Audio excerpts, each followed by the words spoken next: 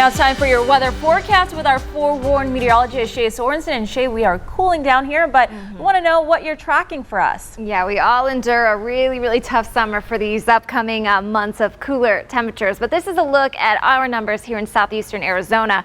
Tucson actually didn't do too bad. We were a little under an inch below normal, but places like Nogales and Sierra Vista, you all were several inches behind normal. And keep in mind, these are at the official rain gauges for these spots. So for Tucson, it's the airport, Nogales International Airport, Sierra Vista, it's Libby Field. So we still had rainfall in those areas, just not at those official rain gauges. Safford also did okay. Places like Wilcox, though, below normal by several inches. Picacho Peak, same deal. Ajo also did not do too bad, but we were all below normal for this monsoon.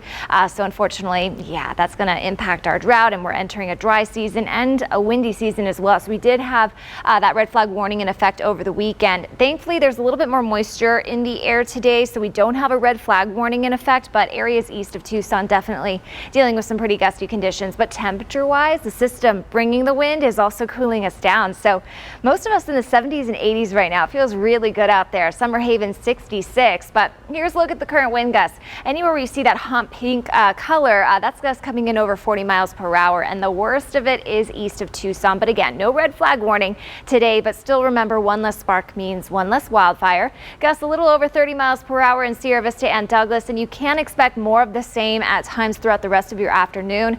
By 4 p.m. the wind will start to back off, but still pretty gusty with gusts around 20 to 35 miles per hour. And then by late tonight the wind will die down, and Tuesday, Wednesday looking much better when it comes to the wind.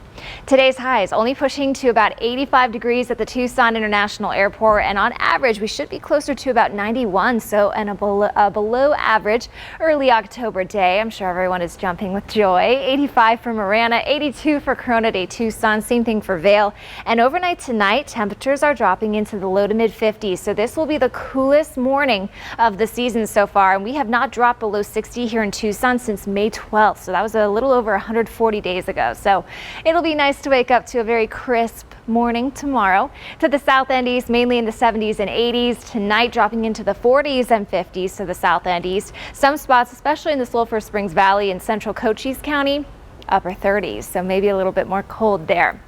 So you might need that jacket, just dust it off and have that on hand for tomorrow morning.